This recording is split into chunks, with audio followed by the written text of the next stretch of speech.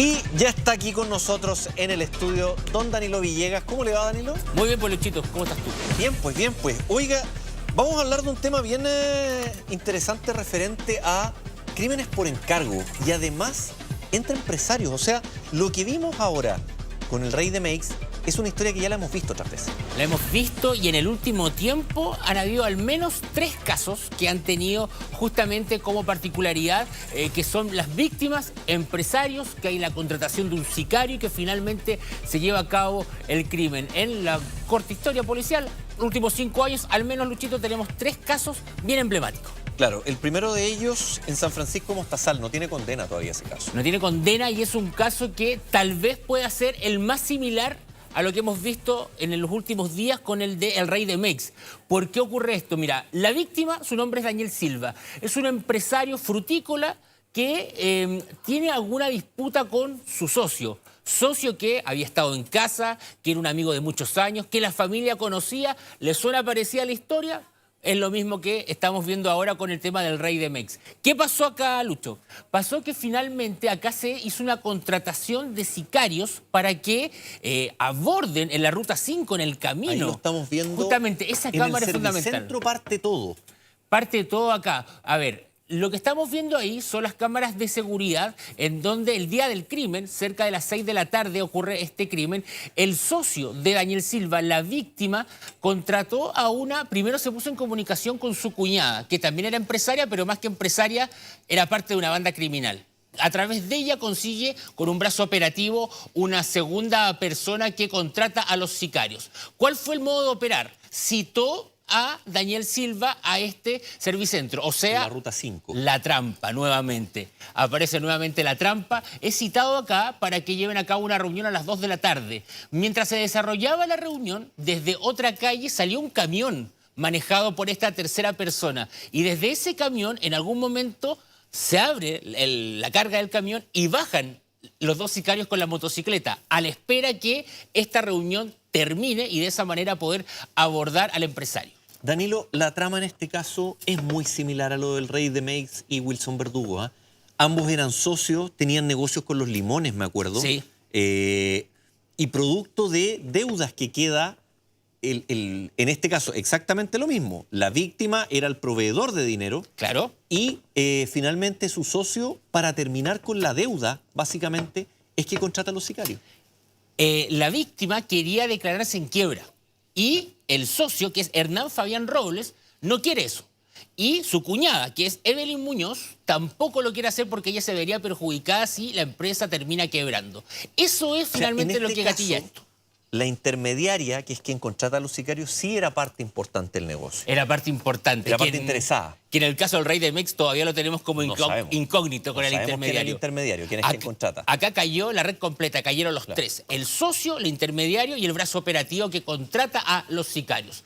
Entonces acá a él lo citaron a una reunión, 2 de la tarde, la reunión se extiende hasta las 6. En ese intertanto de 4 horas, un camión que manejaba esta tercera persona detenida llega hasta los alrededores, se bajan desde ahí, motocicleta con 2 sicarios, y hay un momento clave que de esa manera se vincula al socio como autor intelectual de este crimen. Y tiene relación con lo que acabamos de ver en las imágenes. Y es que cuando salen desde el servicentro, cuando termina la reunión a las 6 de la tarde, los sicarios pasan por delante de ellos. ¿Pero por qué los sicarios ahí no dispararon? Ese fue el elemento clave para la policía para decir acá no había intención de matar simplemente, sino que había solamente una víctima que les interesaba, que era Daniel Silva. Claro, y el crimen acá es brutal, es del terror. Es brutal porque... Bueno, en general todos lo son. Sí, pero en este caso el contexto en que se da, claro. Ahí apuntas tú. Porque salen del servicentro, se despide el socio con la víctima, él se sube a su camioneta, toma la Ruta 5 para devolverse a su hogar, ¿verdad? Y es ahí en donde pasaron 30 segundos desde que sale del servicentro hasta que finalmente es interceptado por esta motocicleta en la Ruta 5, realiza los disparos y luego se ve la camioneta zigzagueante, claro, iba ya baleado, había muerto en el momento. Ellos van... este caso lo tiene completo. Tiene todo lo del Rey de Meix. Policialmente este caso está casi resuelto. Aquí lo que falta es el juicio y todo. Y los sicarios han sido detenidos. Claro, exactamente. Tienes toda la razón. pero el auto va por la ruta 5, van los tipos en la moto, se ponen al lado y le disparan. Y le disparan a sangre fría, realizan los disparos precisos, finalmente escapan y luego se ven las cámaras de la ruta justamente que comienza ahí a zigzagueantemente la camioneta hasta que finalmente ya se da cuenta que acá había ocurrido un homicidio. Y ahí comienza la investigación. No se sabía cuál era la motivación, quién estaba detrás de esto, las Porque cámaras... no hubo robo finalmente. No hubo robo, las cámaras de la ruta mostraban, claro, esta motocicleta, pero ¿qué había tras esto? Nadie imaginaba que el origen de esta historia estaba 30 segundos antes con la persona que le había jurado fidelidad, que era su socio, que era su amigo, que había estado sentado en la mesa de la víctima comiendo con la familia y finalmente él había orquestado todo esto con la motivación del dinero nuevamente porque no quería declararse en quiebra la víctima de este crimen. Claro, y lo que te decía recién, está policialmente resuelto, pero no con condena. Claro. Cuando decimos policialmente resuelto es que ya se tiene establecido cuál fue la motivación y claro, tú muy bien lo decías, no están detenidos los sicarios, los autores materiales del crimen, pero sí el autor intelectual, que en nuestra legislación eso queda equiparado. Ajá. Autor intelectual con autor material tienen exactamente la misma responsabilidad y pena. Claro, estamos hablando de Hernán Fabián Robles, que era este socio que por tanto tiempo también había llevado... imputado, ¿eh?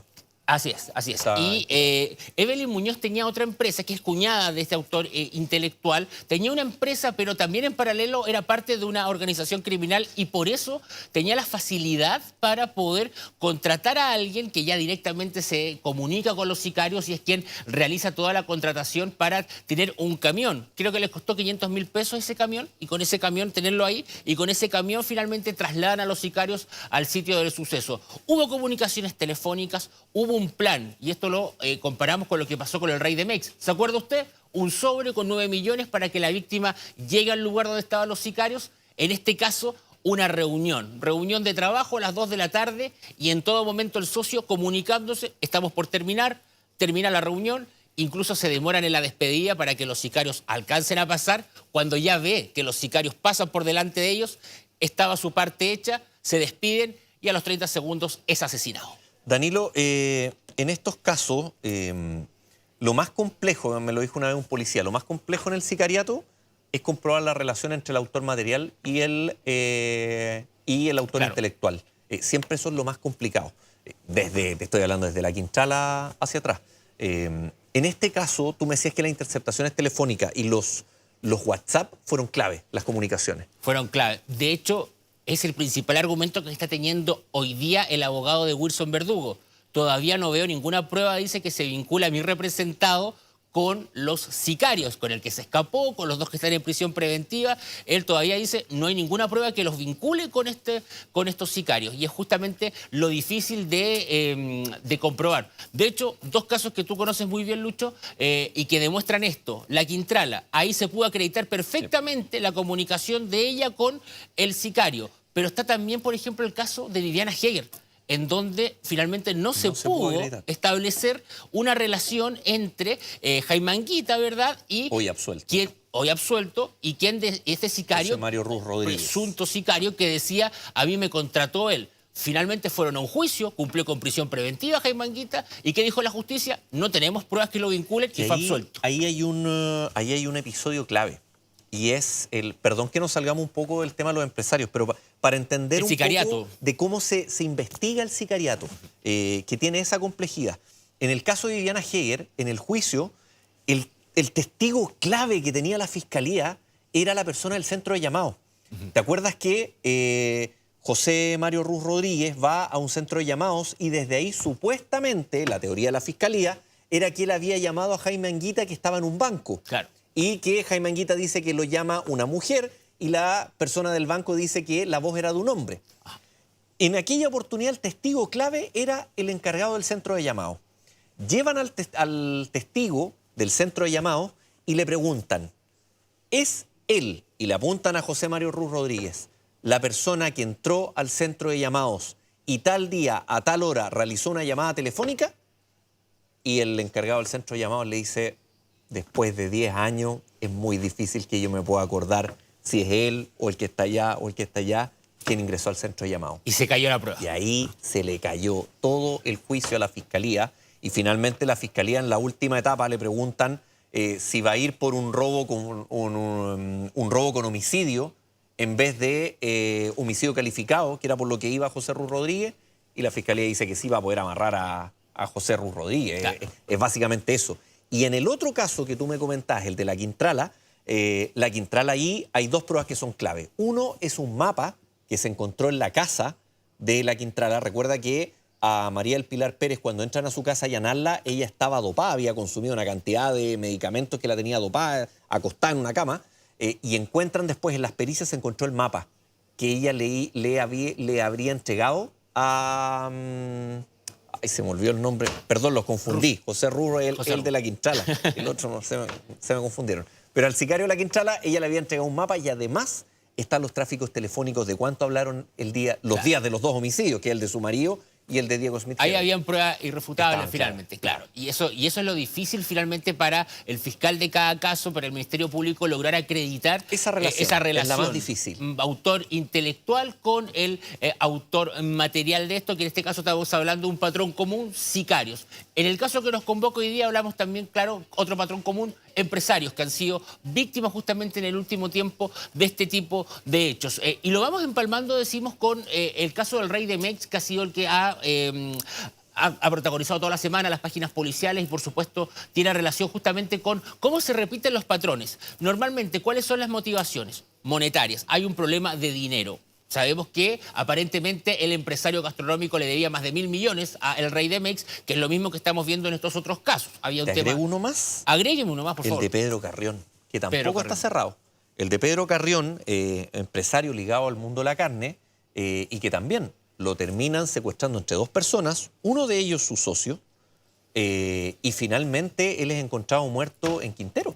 En Quintero. ¿Y cuál fue la trampa? Porque siempre hay una trampa Siempre. para llevar a la víctima al lugar donde el asesino quiere que esté.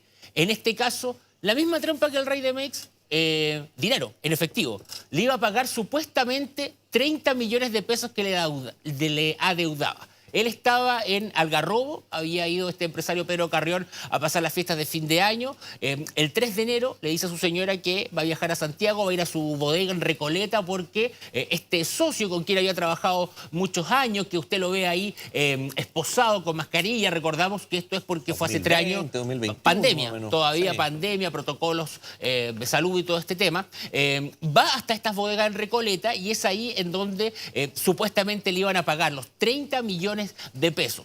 Él cuando llega ahí no sabía que este sujeto que usted está viendo ahí, apellido Yáñez, José Luis Yáñez, llevaba en la maletera, en el maletero, en el vehículo escondido a otro trabajador que había contratado. Solís Castro. Pablo Solís. A él lo llevó escondido ahí para que no quede registro. Llegaron antes al lugar, hicieron todo un trabajo previo, cortaron la luz para que las cámaras de seguridad no puedan registrar los movimientos de su llegada.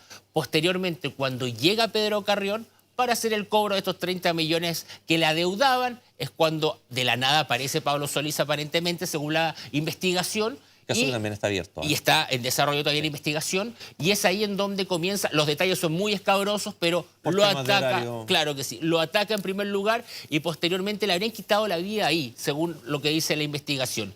Tengo entendido que son 3 lugares. Se hizo una reconstitución de escena, no sé si fue a principios de este año, fines del año pasado, Sí. en 3 lugares. Uno es Recoleta, donde a él lo toman, y de ahí se lo llevan. Después lo llevan al bosque. El bosque. En el bosque es donde lo habrían matado. Que ahí Lo esa establece la investigación. es una carnicería de Yáñez. Exactamente. Y después de eso, el cuerpo de Pedro Carrión es dejado en Quintero. Entonces se hizo reconstitución de escena de los 3 lugares. En este caso, la familia siempre tuvo muchas dudas y la familia desde un inicio habló en contra de José Luis Yáñez. Ajá. La familia siempre tuvo las dudas con José Luis Yáñez, Siempre. que recordemos es imputado, no está condenado. Claro. Acá hubo una pieza clave que permitió la detención de estos sujetos y que tiene relación, y estaba revisando un reportaje de archivo que realizó Fabián Sánchez acá de Mega Noticias y que tenía relación con la triangulación de los teléfonos. Y resulta que cuando comenzaron a investigar a las otras personas que podrían haber estado implicadas, se dieron cuenta que el celular de Pedro Carrión hizo exactamente el mismo recorrido que el de los imputados. Antenas de celulares. Que fue muy importante. Entonces, no tenía lógica que desde Recoleta se fueran hasta el bosque los 3 teléfonos juntos y a él, el último lugar donde se le había visto era ingresar hasta este lugar de la comuna de Recoleta, desde donde nunca más salió. Entonces ahí fue cuando se posicionaron los ojos en estos sujetos y finalmente se consigue llevar a cabo la detención. Cuando a Pedro Solís lo detienen, lo primero que dijo fue: yo sabía que iban a llegar, yo sabía que me iban a detener, inmediatamente prácticamente acusando su responsabilidad en este crimen, en donde se repite el patrón: contratación de alguien para matar, motivación el dinero, había una deuda y por supuesto también una trampa, que en este caso se repite la de Rey de Mex, dinero en efectivo para atraer a la víctima. Mira, este caso tiene varias particularidades y varios patrones que se repiten con lo del Rey de Mex. Primero, el tema de la carne. Claro. El rubro y el negocio de la carne mueve mucho dinero, mucha plata, es mucho. Hay mucha plata que está dando vueltas alrededor. Y lo otro es que es un socio. Es un socio que, estos últimos dos casos, es un socio quien participa de esto y que es parte en el negocio. Y que se puede ver en algún tipo de complicación o desmedro con las actividades económicas que realice la otra parte. Claro. Y por eso terminan actuando. Bueno, no recuerdo si es en los Andes, pero en las últimas semanas hubo un secuestro. También. Hubo un secuestro también asociado a un empresario de la carne que posteriormente se vinculó también a otro secuestro que había ocurrido en enero, que era un sobrino de él. Sí. Es decir, es un mundo que está también siempre ahí en el ojo de los delincuentes. Y por otra parte, acá, según entendemos, lo que habría dicho Yáñez, quien está siendo acusado como el autor. Imputado intelectual y material, podríamos decir, porque fue el que lo ideó, pero también participa. Y en ese caso es lo que dice, que siempre sintió que lo estaban perjudicando con la carne, el valor que le estaban cobrando por la carne que le vendían. Claro, el negocio de la carne muchas veces está muy al límite con los proveedores y con los productores. Entonces ahí, claro, la gran mayoría de los productores o muchos productores tiene todo en regla, desde donde la compran y todo. Pero hay una parte que tiene un lado gris y que es ahí donde juega con la ilegalidad. Entonces, por eso también es un negocio que mueve mucha plata, mucha. Y en estos casos vemos que en los dos exactamente se repite esto. Un socio que se podría haber visto complicado con una operación y la decisión que toma es matar a su socio. De hecho, la investigación es bien escabrosa en algunas partes y tomamos con mucha mesura, con mucho cuidado decimos algunos detalles, porque de hecho, posteriormente a que se lleva a cabo el asesinato y lo van a sepultar el cuerpo de él, llega este Pedro Solís, quien contrata a Yáñez, y llega con unas cajas y le dice: acá está lo que me pidió. Y él finalmente, Yáñez, el que usted está viendo ahí esposado, va hasta Quintero a la casa de su hermana. Esperó que su familia saliera porque tenían, creo que, una misa ese día. O sea, todo muy planificado. Y cuando la casa estaba sola, sepultó el cuerpo de este empresario en el patio de la casa de la hermana. Así de sangre fría todo. Y te agrego otro componente que tiene la muerte de Pedro Carrión, es que aquí hubo desaparición en primera instancia. Claro.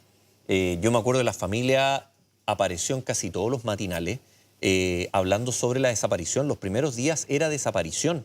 Y eso era lo que se está investigando. Ya en ese momento la familia planteaba la duda de José Luis Yáñez. Ya en ese momento, cuando estaban en este periodo de desaparición y finalmente después ya es encontrado. Y si lo comparamos con lo de ahora, que dice el círculo cercano al Rey de Mex, que en todo momento sus ojos se posicionaron en Wilson Verdugo, porque conocían esta gran deuda, independiente de que él haya estado en el funeral, que haya estado en el velatorio, que haya estado en todas esas instancias. Siempre un sujeto que para ellos fue sospechoso y era de interés para la investigación era justamente Wilson Verdugo. Entonces, finalmente, otro patrón que se va repitiendo. Mira, y no recuerdo si es Wilson Verdugo o José Luis, creo que es José Luis Yáñez, que en el funeral de Pedro, no sé cuál de los dos es, o parece que es Wilson Verdugo. En el funeral de la víctima, ellos llegaron donde la familia con cosas para comer. ¿Wilson Verdugo? Wilson Verdugo sí. Fue, claro. Llegó con la familia. Habitualmente los servicios funerarios a ti te ofrecen un café, tener como algunas cosas. Pero en aquella oportunidad Wilson Verdugo llegó con sándwich, llegó con café, bebidas, té para la familia, para todos los que estaban ahí. Él se puso con eso. Él se puso con eso, una manera de decir, Blanquear, estoy apoyando. Quizás. Claro, estoy acá. Además de colocar alimentos sobre la mesa en este día tan duro para la familia del Rey de Mex, va donde la mamá se apoya en el hombro, la abraza, le dice: yo voy a ayudar a que esto se aclare. Ofrece la asesoría legal, como contamos ayer. Asesoría legal, y además pone un nombre sobre la mesa. Detrás de esto debe estar pone un nombre que es otro empresario, que está ligado a otra productora de eventos, que también coloca ese nombre sobre la mesa. Finalmente siempre está esta situación que se repitió aquí con José Luis Yáñez, que también cuando desaparece Pedro Carrión se muestra muy interesado y llama constantemente a la familia. De hecho, decía la familia que mostraba boletas, planteaba una especie de coartada en todo momento para que de esa manera seguramente para él quedarse tranquilo que su nombre no estaba siendo vinculado con esta investigación. Pero rápidamente también se lograron posicionar y acá la pieza clave, reiteramos, fue esta triangulación de teléfonos que permitió establecer que el desplazamiento que realizaron quienes hoy día están en prisión fue el mismo que realizó el celular de Pedro Carrión. Es decir, era la última comunicación o el último rastro que teníamos de los movimientos de Pedro Carrión junto con las personas que hoy día están en prisión esperando este juicio. Mira, el caso que tú planteas de Pedro Carrión, de la importancia de los desplazamientos de los celulares, tuvo mucho que ver con otro caso, que no es con sicariato, el del profesor Nivaldo. Profesor Nivaldo. El del profesor Nivaldo Villegas. Nivaldo Villegas. Los tránsitos que realizan Joana Hernández con Francisco Silva, la policía los pudo acreditar completamente. Cuando ellos salen desde la casa, pasan al servicentro, en el servicentro, que esto ya es de público conocimiento, en el servicentro Francisco Silva se pone la chaqueta del profesor Nivaldo para sacar la plata del cajero y después se van hacia Laguna Verde. Todos esos tránsitos la policía los pudo establecer por las antenas de celulares. Las antenas de celulares están siendo claves actualmente para cualquier investigación. Por eso, lo que hablábamos ayer de Wilson Verdugo, de que él termina pagando su teléfono 8 o 10 días aproximadamente. 8 días. Y lo cambia y pone su chip en otro equipo. Pero tienen la capacidad los equipos investigativos de identificar esos movimientos. Sí. Él pensó, claro, que con 8 días, ya con el teléfono desactivado, finalmente iba a lograr estar fuera del rango del investigativo. Pero claro, la investigación dice, tenemos claro que él 8 días después vuelve a activar su teléfono, que incluso se portó de compañía. Son movimientos que más que pasar desapercibidos, acrecientan las dudas en torno a los movimientos que estás llevando. Sí, para la policía...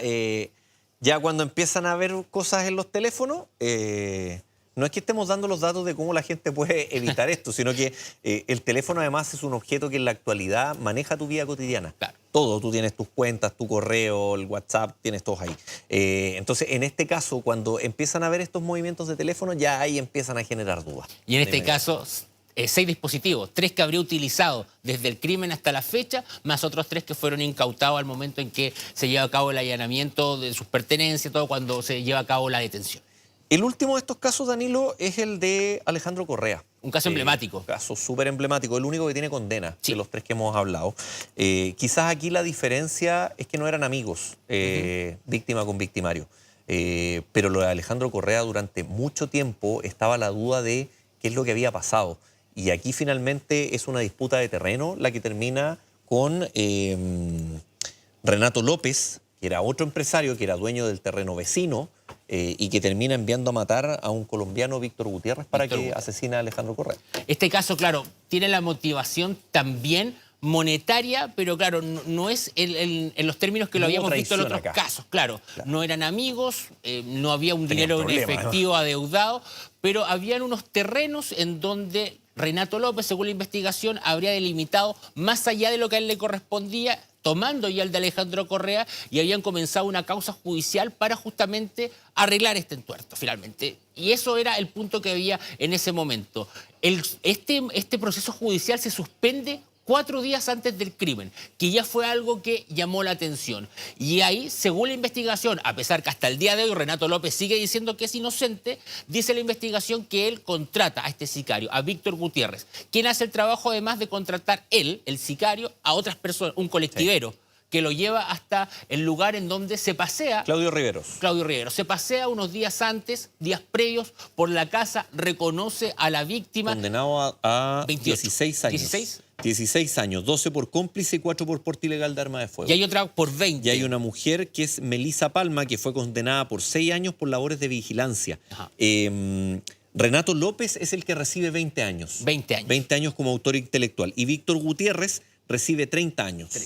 Y él sí, Víctor Gutiérrez ha dicho en el último tiempo, en alguna entrevista que ha dado ya condenado, que él conoció a Renato López, dice él, en la audiencia. Claro. Y que él finalmente nunca supo que él lo había contratado.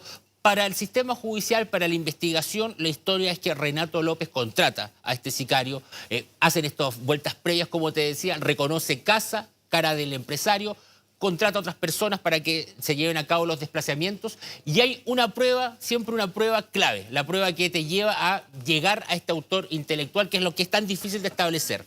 A Víctor Gutiérrez, el sicario que le quita la vida a Alejandro Correa, le llega una fotografía a su teléfono de una dirección con la hoja que tiene el logo inclusive de una universidad, creo que es la que estudió usted, amigo, ¿no? y en ese papel justamente dice Alejandro Correa y la dirección del empresario.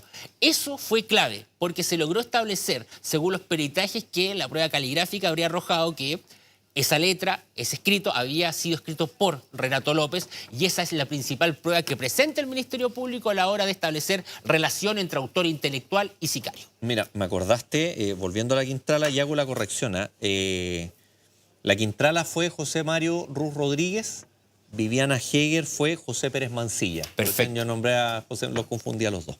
En el caso de la Quintrala, cuando ocurre el homicidio de Diego Smith-Hebel, porque ese es el que de inmediato hace la explosión. Porque el anterior, el homicidio del marido de María del Pilar Pérez, recuerda que condenaron a un tío abuelo. Que fue, o sea, no condenaron, pero resultó detenido, estuvo en prisión preventiva, un tío abuelo con 87 años que no tenía idea de qué pasaba. Y cuando ocurre lo de Diego Smith-Hebel, le preguntan a la polola de Diego Smith, la sobrina de María del Pilar, le preguntan a ella qué pudo haber, por qué lo pudieran haber matado, porque primero se está investigando un robo. Y ahí ella lo primero que dice es, Belén se llama ella, se me olvidó el apellido. Ella dice, investiguen a María del Pilar Pérez. Ella es la primera que dice, investiguen a María del Pilar Pérez. Coloca el nombre inmediatamente. Lo pone de inmediato sobre la mesa. Y ahí cuando la policía va a buscarla a ella, y toman detenido a José Ruz, que con José Ruz hay una particularidad muy importante, hay un peritaje de la policía que es clave, porque José Ruz en los dos homicidios ocupa el mismo auto. Y el auto es un Kia Pop, no me acuerdo si era rojo o naranjo, con un coquito de arrastre. Y la policía, para empezar a cerrar el círculo, empieza a buscar cuántos Kia Pop de ese color hay, porque no se alcanzaba en la patente de la cámara de seguridad, tenían coco de arrastre. Y eran 4 en Chile. Uno estaba en Osorno, creo, el otro estaba en Arica. En Santiago había uno que estaba en una desarmaduría y ahí llegan al auto. Fue clave entonces para poder llegar ahí. Clave el Kia Pop con el coco de arrastre. Siempre hay un elemento clave. Los investigadores esto lo tienen claro y así lo hemos dicho también en todos estos casos que hemos revisado. No existe el crimen perfecto. No existe. Solo malas investigaciones. Tal cual. De hecho, lo vemos con el Rey de Mex. No era al azar el sobre con los 9 millones. Lo vemos en el caso de Alejandro Correa. Este papel que llega justamente con la dirección del empresario. Y así suma y sigue. Un detalle puede ser clave para que finalmente se llegue. Siempre hay algo, siempre hay algo. Y las policías y los investigadores siempre logran llegar a eso. Por eso, en este caso, ahora tenemos los celulares. Claro. No sé, me pongo en el caso de el Tila. Al Tila lo detienen y hay un momento clave que quien lo hace es Sergio Torres. Ajá. Sergio Torres, nuestro gran amigo. Sergio Torres, él investigó ese crimen y encontró una colilla. Y esa colilla él la mandó a periciar y por ADN se llegó al Tila. Mira. Siempre hay algo. Saluda a don Sergio. Saluda a don Sergio Torres, gran policía y además gran persona. Danilo, muchas gracias. Gracias, amigo. Ahí estamos. Vamos a seguir 3. encima de todo lo que pasa con el Rey de Mex y además con el sicario que sabemos está fuera del país. Vamos a comercial y volvemos.